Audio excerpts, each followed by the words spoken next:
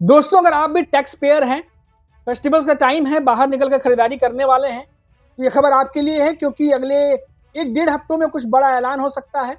कुछ चीज़ों पर भारी भरकम टैक्स लगने वाला है, कुछ चीज़ों के दाम बढ़ने वाले हैं और अगले 1-1.5 महीने में काफ़ी कुछ बदलने वाला है। तो ये खबर आपके लिए है और इस वीडियो में मैं कोशिश करूँगा कि ज़्यादा से ज़्यादा जानकारी आपको दे सकूँ, तो ये वीडियो ज़रूर पूरा देखिएगा। नमस्कार दोस्तों, मेरा नाम है मनीष कुमार सिंह और आप देख रहे हैं 4PM महाराष्ट्र और आपका स्वागत करता हूं। केंद्र सरकार लग्जरी और सिंह जैसे तंबाकू और शराब आदि वस्तुओं पर 40% से अधिक जीएसटी लगाने का विचार कर रही है। मीडिया रिपोर्ट्स के अनुसार सरकार का मानना है कि इन वस्तुओं पर टैक्स दर बढ़ाने से एक तरफ रेवेन्यू में बढ़ोतरी होगी सरकार के, तो वहीं दूसरी तरफ इन वस्तुओं की खपत को नियंत्रित करने में मदद मिलेगी। अब ये दूसरी लाइन का मतलब मुझे नहीं पता कि नियंत्रित करने में कितनी मदद मिलेगी। नियंत्रित करने के लिए टैक्स दर बढ़ाया जा रहा है, ये भी थोड़ा रेवेन्यू के लिए हो सकता है, लेकिन नियंत्रित करने में वर्तमान में जीएसटी कानून में 28% की अधिकतम दर तय है और इसके ऊपर 22% तक का सेस लगाया जा सकता है। अगर यह बदलाव होता है तो महंगी गाड़ियां, बड़े घर, तंबाकू उत्पाद, पान मसाला और शराब जैसी वस्तुओं पर जीएसटी दर और अधिक हो सकती है, जिससे सरकार को अतिरिक्त कमाई होगी। जी हाँ दोस्तों, सरकार की कमाई जो है वो इससे और ज्यादा बढ़ जाएगी। बिजनेस लाइन की एक रिपोर्ट के अनुसार केंद्र ने मंत्रियों के एक समूह के समर्थन से कुछ वस्तुओं के लिए 40% की एक विशेष स्लैब का सुझाव दिया है। हालांकि पश्चिम बंगाल सहित कुछ राज्य कथित तौर पर इस सीमा से अधिक दरों की अनुमति देने के लिए संशोधनों पर दबाव डाल रहे हैं। रिपोर्ट्स ये भी बताती है कि जीएसटी काउंसिल इस प्रस्ताव पर चर्चा कर सकती है। कई राज्यों ने भी सुझाव दिया है कि सिन प्रोडक्ट्स पर ऊंचे टैक्स लगाकर स्वास्थ्य और सामाजिक जोखिमों को कम करने के लिए फंड जुटाए जाएं। कुल मिलाकर अगर यह प्रस्ताव लागू होता है तो लग्जरी और हानिकारक वस्तुओं जो आम उपभोक्ता के लिए और महंगी हो सकती हैं, जबकि सरकार के पास राजस्व बढ़ाने का एक नया साधन मिल जाएगा। बता दें कि जीएसटी काउंसिल की 3 एवं 4 सितंबर को होने वाली बैठक में माल एवं सेवा कर जीएसटी के स्लैब को 4 से घटाकर 2 स्लैब पर लाने के प्रस्ताव पर फैसला किया जा सकता है। केंद्रीय वित्त मंत्री हैं निर्मला सीतारमण, उनकी अध्यक्षता में यह बैठक हो सकती है।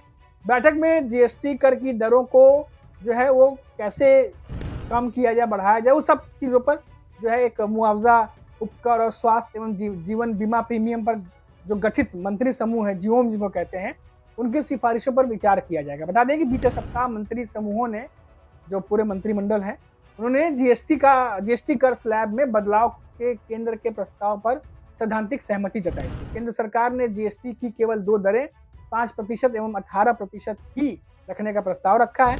मेरिट श्रेणी के उत्पादों एवं सेवाओं पर 5% और मानक श्रेणी वाले उत्पादों एवं सेवाओं पर 18% कर लगेगा। तो ये दोस्तों जो संशोधन की बात प्रधानमंत्री नरेंद्र मोदी कर रहे थे और कई साल पहले राहुल गांधी भी ये बात कह चुके हैं कि जीएसटी में संशोधन बहुत जरूरी है, ये जीएसटी हानिकारक है। अब जो है उस पर एनडीए सरकार, बीजेपी सरकार, मोदी सरकार संशोधन करने की सोच रही है। तो कुल मिलाकर ये है दोस्तों कि जिन वस्तुओं का मैंने नाम बताया उस पर भारी भरकम जीएसटी लगा करके अतिरिक्त राजस्व रेवेन्यू जो है वो गवर्नमेंट जो है वो लेने के उसमें है। लेकिन दोस्तों कई बार हम लोगों से भी बातचीत करते हैं, रिएक्शन लेते हैं, कई सारी ऐसी चीज़ों पर भी जीएसटी लगा हुआ है, टैक्स लगा हुआ है जिस पर कि शायद नहीं होना चाहिए था। लोग उस पर छूट की मांग करते हैं, जैसे एजुकेशन को लेकर के, एजुकेशन पर जो टैक्स है, जो जीएसटी है, उसको कम किया जाए। जो मेडिकल एक्सपेंसेस हैं, जो मेडिकल इंश्योरेंस हैं, उन पर जो है जीएसटी कम किया जाए। जो लोन है, जो पर्सनल लोन लेता है आदमी, मजबूरी में किसी तरह का कोई लोन ले रहा है, उस पर जो टैक्स लगते हैं उसको कम किया जाए। तो ऐसी बहुत सारी चीज़ें हैं दोस्तों जो आदमी मुफलिसी में, मजबूरी में, या कहिए कि कह सकते हैं कि ना चाहते हुए भी जिन चीज़ों में घिर जाता है, उन चीज़ों पर सरकार से रियायत चाहता है। जैसा कि मैंने आपको बताया, मेडिकल के एक्सपेंसेस हो, मेडिकल के खर्चे हो, मेडिकल इंश्योरेंस हो, उस पर कम हो, एजुकेशन पर कम हो, खर्चे उस पर कम हो, जो लोन, पर्सनल लोन लेता है या अदर कोई लोन लेता है पर्सनल ज़रूरतों को पूरा करने के लिए, उस पर थोड़ा टैक्स की दर पर छूट दी जाए। तो ये तमाम चीज़ें जो है लोग अक्सर बातचीत के दौरान कहते रहते हैं। तो अब राजस्व बढ़ाने के लिए तो ठीक है कि आप ऐसी चीज़ों पर लगा रहे हो जिस पर जो शौक के लिए जो करते हो या जो भी चीज़ें हो उन पर आप लगा रहे हो, लेकिन इन्हीं चीज़ों के विपरीत जो ज़रूरी सुविधाएं हैं, जो आम आदमी को मिलनी चाहिए सरकार की तरफ से, कम टैक्स के दर पर, क्या उनको भी प्रोवाइड नहीं किया जाना चाहिए? इस मंत्री के समूह जो बैठ के बातचीत कर रहे हैं, क्या उनको इस पर विचार नहीं करना चाहिए? क्या जो वित्त मंत्रालय है या उनके अधिकारी हैं, निर्मला सीतारमण है, क्या उस पर विचार नहीं करना चाहिए? ऐसी बहुत सारी चीजें हैं दोस्तों जो आम आदमी अपेक्षा करता है बीजेपी सरकार से, एनडीए सरकार से, क्योंकि लगातार वोट मांगने जब नेता आते हैं तो यही कहते हैं कि हम आम आदमी की सरकार है, जनता की सरकार है, जनता के लिए काम करते हैं। लेकिन कई सारे फैसले जो है वो सर से परे हो जाते हैं जब सुनने में आता है कि ये फैसला हो गया या वो फैसला हो गया। तो हम भी यही उम्मीद करते हैं कि जीएसटी में संशोधन हो, चाहे वो लोअर मिडिल क्लास हो, गरीब तबका हो, अपर मिडिल क्लास हो, कम से कम बड़ा तबका जो है उसको राहत मिले जीएसटी ये जो कर है इसके बोझ से, और कम से कम जो बाकी एक्सपेंसेस हैं जो आदमी कमाता है, जो बेसिक चीज़ों में खर्च करता है, उसके अलावा भी कुछ चीज़ों पर वो एक्सपेंस करने की सोच सके, इन्वेस्ट करने की सोच सके। इस तरफ जो है वो आम आदमी को मोटिवेट करने के लिए अब ज़रूरत है। तो ये इस पर सरकार क्या कर रही है, इस पर भी हमारी नज़र बनी रहेगी और आगे चल करके जो भी रिपोर्ट्स आएंगी हम आप तक लगातार फिलहाल पहुंचाते रहेंगे। तो ये बड़ी खबर थी कि हो सकता है कि आने वाले हफ्ते भर में, 1.5 हफ्ते में कुछ बड़ी चीज़ें हो जाए।